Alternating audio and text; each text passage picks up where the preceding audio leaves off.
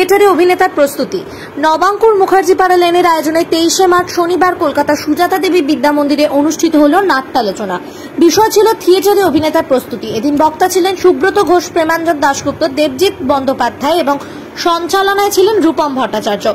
আয়োজক নবাঙ্কুর মুখার্জি পাড়া লেন শান্তনু চক্রবর্তী, যিনি একজন নাট্যকার ও নির্দেশক হিসেবে পরিচিত। বনি সিংহের রিপোর্ট, RDN নিউজ।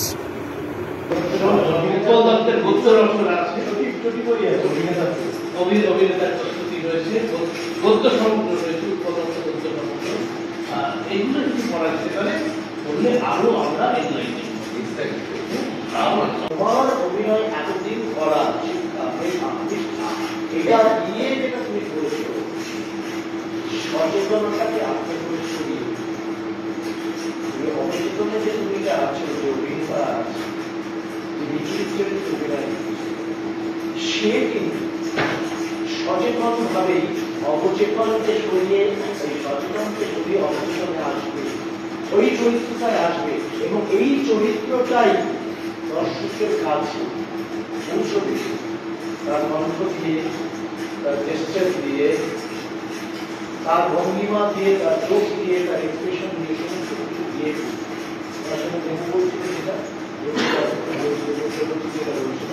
সেটা হচ্ছে প্রথমেই যে বিখ্যাত মানুষ বলেছে, অভিনেতা তৈরি করা যায় না, অভিনেতা জন্ম। হাজার পাণ্ডিত্য তোমার থাকতে পারে, কিন্তু মঞ্চে গিয়ে যখন তোমাকে দেখা যাবে তুমি এক্সিকিউট করছো দর্শকের মতো, তুমি কিন্তু দারুণ ভাবে পড়াতে পারছো, সবাইকে বোঝাতে পারছো, কিন্তু তুমি যখন পারফর্ম করছো দর্শককে তুমি নিমজ্জিত করতে গেছো। আমি একজন ভিখারি যখন পাঠ করবো, একজন ভিখারি পাঠ আমার ব্যক্তিগত জীবনে আমি এইগুলো কেন বলছি, তার কারণ হচ্ছে ফিজিক্যাল এক্সারসাইজ এবং নিজেকে অভিনেতার সবচেয়ে বড় জায়গা হচ্ছে অবজারভেশন, শোনা, তারপরে মাথার মধ্যে নেওয়া, মনন, এখানে সে কষ্ট, সেটাকে নিয়ে তুমি কিছু বানাতে থাকো, যত রকম ভাবে তারপর তোমার প্রদর্শন যদি করতে তোমাকে নেবেই হবে। তার কারণ তার আগে যদি বলছো কণ্ঠ তৈরি করতে হবে, এক একটা জায়গা এই কাজগুলো কি করে, কণ্ঠ তৈরি করে, যে তুমি এই ডেলিভারিটা এই ডেলিভারি এইভাবে ডেলিভারি করো, কণ্ঠ এইখানে, তার একটা এখানে আছে যে বলছিল রাত্রিবেলা চারা, সকালবেলা চারা, একটা মুখ তৈরি। তোমার নিজের সারাদিনের 9 দিন পরে বাড়িতে ঢুকিয়েও সে দেখবে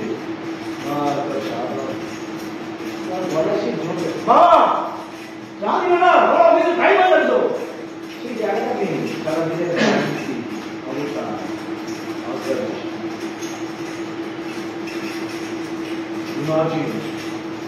ইমাজিনেশনের কোনো লিমিট নেই, অথই সমুদ্র, আকাশের দিকে তাকানোর মতো ঢোকা হয়ে দেখতে হবে।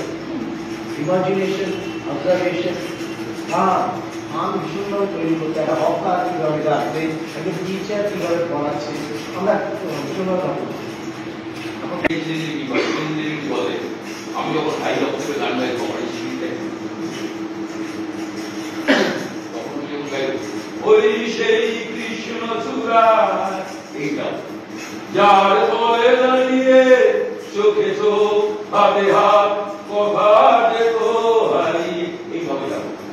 যখন গানটা আমার ওই গানের চর্চাটার মধ্যে থাকতে হবে, একবার নাচতে হবে।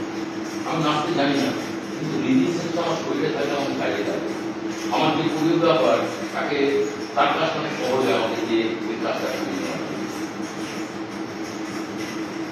কবিতা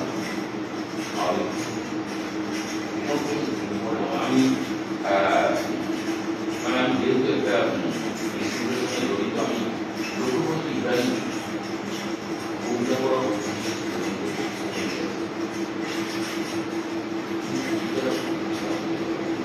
বাড়িতে বাস করি, আমার পৈতৃক বাড়ি। সেই পৈতৃক বাড়ি আমি পিতার নাম জানি, পিতামোহন নাম জানি না, পিতামোহন নাম জানি না, পিতামোহন নাম আমাকে জানতে হবে। আমার আগে আমার আগে মানে আমাকে তিন পরিবেশ জানতে হবে, আমাকে প্রভাবী জানতে হবে, আমাকে সুকুমারী জানতে হবে, এমনকি আমাকে মনের ছায়াগুলি জানতে হবে। হ্যাঁ, আমাকে বৈশিষ্ট্য জানতে হবে, জগবন্ধু জানতে হবে, অরিন্দী জানতে হবে। এই জানাটা কিন্তু ভীষণ জরুরি। আমি আমার পূর্বপুরুষকে যদি না চিনতে পারি, আমার ইতিহাসকে যদি না চিনতে পারি, তাহলে আমি এগোতে পারবো। শ্রেষ্ঠ বলা কারণ অভিনয়কে সমন্বয় ছিল, এখানে অনেকগুলো শিল্পের সমাহার, গান, নাচ, আবৃত্তি, মূকাভিনয়, এই বাসি, এই সব মিলিয়ে সুতরাং আমাকে সবকিছু মানে Jack of all trade master of না, আমরা অভিনেতাদের কিন্তু আমাদের তাই করতে পারি। আমি কখনোই বলছি না যে আমাকে ডান্সে হতে হবে, বা আমার ডান্সে হতে হবে। একটা গান ধরা যায় আমাকে একটা গান গাইতে বলা হয়েছে, আমি গান শুনি, গান জানি না, ব্যাকগ্রাউন্ডে গানটা আমার যদি গান শোনার অভ্যেস থাকে সেটা একটা কভার দিতে পারবো। আমার ছোট্ট কথা বলি, আমাদের যারা বড় গায়ক গায়িকা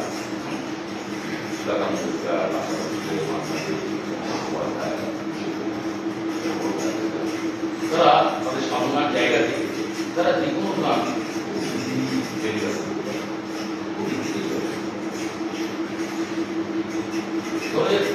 আমি ছোট্ট করে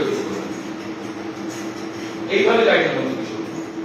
ওই সেই কৃষ্ণ চূড়ায় যার তলে দাঁড়িয়ে চোখে চোখ হাতে হাত কথা যেত হারিয়ে। আপনি কি কোনো সমস্যায় ভুগছেন? ব্যবসা ভালো চলছে না, দিনের পর দিন দেনা বেড়ে যাচ্ছে, কি করবেন বুঝতে পারছেন না? তাহলে আসুন হাদিস থেকে এর সমাধান পাই। হাদিসে বর্ণিত তোমরা ধারাবাহিকভাবে হজ ও উমরা করো, কেননা তা গুনাহ ও দরিদ্রতা দূরীভূত করে। তিরমিজি শরীফ হাদিস নম্বর 810, অর্থাৎ উমরা দরিদ্রতা দূর করে এবং আর্থিক সংকট দূর করে। আরও এক হাদিসে বর্ণিত হজ ও উমরা পালনকারীগণ আল্লাহর কাফেলা বা দল, এদের দোয়া ও তওবা আল্লাহ কবুল করেন। ইবনে মাজাহ শরীফ হাদিস নম্বর 2892। তাহলে আপনি কিসের জন্য অপেক্ষা করছেন? ভাবছেন হাতের কাজগুলো গুছিয়ে নিয়ে তবেই যাবেন? আপনার দায়িত্ব ও কাজ কোনোদিনও শেষ হবে না। হয়তো পরে আপনার অর্থ থাকবে কিন্তু স্বাস্থ্য থাকবে না, অথবা স্বাস্থ্য ভালো থাকবে কিন্তু অর্থ থাকবে না। সুতরাং অর্থ ও স্বাস্থ্য এই দুই থাকাকালীন হজ অথবা উমরা করুন, আর আল্লাহর সন্তুষ্টির জন্য নিজেকে এই কাজে নিয়োজিত করুন। আল্লাহ পাক সন্তুষ্ট হলে আপনাকে আর পরেশান হতে হবে না। একমাত্র তিনিই আছেন যে আপনার সমস্ত সমস্যার সমাধান করতে পারেন। আর আপনার এই স্বপ্নকে বাস্তবে পরিণত করার জন্য আমরা আছি আপনার সাথে, যাতে আপনি কোনো রকম সমস্যা ছাড়াই আপনার উমরাটি সফলভাবে করতে পারেন। আপনি শুধু নিয়ত করুন, আর আমরা আপনার সমস্ত কিছু, যেমন পাসপোর্ট তৈরি, প্যান কার্ড তৈরি, ফটো তোলা ইত্যাদি সমস্ত কিছু আপনার বাড়িতে বসে বানিয়ে দেব, তাও সম্পূর্ণ বিনামূল্যে। এছাড়াও আমরা যে সমস্ত অতিরিক্ত পরিষেবাগুলি দিয়ে থাকি সেগুলি হলো সিম কার্ড, তাইফ জিয়ারাত, ইহরাম, বিশেষভাবে জামা কাপড় ধোয়া এবং মাথা মুন্ডন একেবারেই ফ্রি। 4 থেকে 5 মিনিটের দূরত্বে কাছাকাছি হোটেল এবং সঙ্গে রয়েছে বুফে সিস্টেমে খাওয়া দাওয়া, ও আপনাদের জন্য বিশেষভাবে সুদক্ষ ট্রেনারের দ্বারা ট্রেনিং এর সুব্যবস্থা। আমাদের কোম্পানিতে 3 ধরনের প্যাকেজ রয়েছে, যথা 85,000, 95,000 এবং 1,15,000 টাকা। এই সমস্ত কিছু সম্ভব হয়েছে এমন এক কোম্পানি দ্বারা যেটি ভারত সরকার দ্বারা ট্রেডমার্ক যুক্ত ও ইন্টারন্যাশনালি ISO সার্টিফিকেট প্রাপ্ত। সারা পশ্চিমবঙ্গে আমাদের 47টি এজেন্সি ও ব্রাঞ্চ রয়েছে, যা বেস্ট পরিষেবার জন্য গুগলে 5 স্টার রেটিং প্রাপ্ত। কোম্পানির এই সাফল্যের পিছনে রয়েছে কোম্পানির ম্যানেজিং ডিরেক্টর শেখ উজির আলী সাহেবের অক্লান্ত পরিশ্রম এবং তার নেক ও বিশুদ্ধ চিন্তাধারা, যিনি সকলের কাছে আলিদা নামে পরিচিত। আরো বিশদে জানতে গুগল, ইউটিউব, ফেসবুক এবং ইনস্টাগ্রামে সার্চ করুন। আগামী এপ্রিল-মে মাসের উমরা গ্রুপের জন্য বুকিং চলছে, যেটি হবে ফরজ হজের পূর্বের শেষ ফ্লাইট। বুকিং এর জন্য সত্তর যোগাযোগ করুন এই নম্বরে। হেড অফিসের হোয়াটসঅ্যাপ হেল্পলাইন নম্বর 6290336622।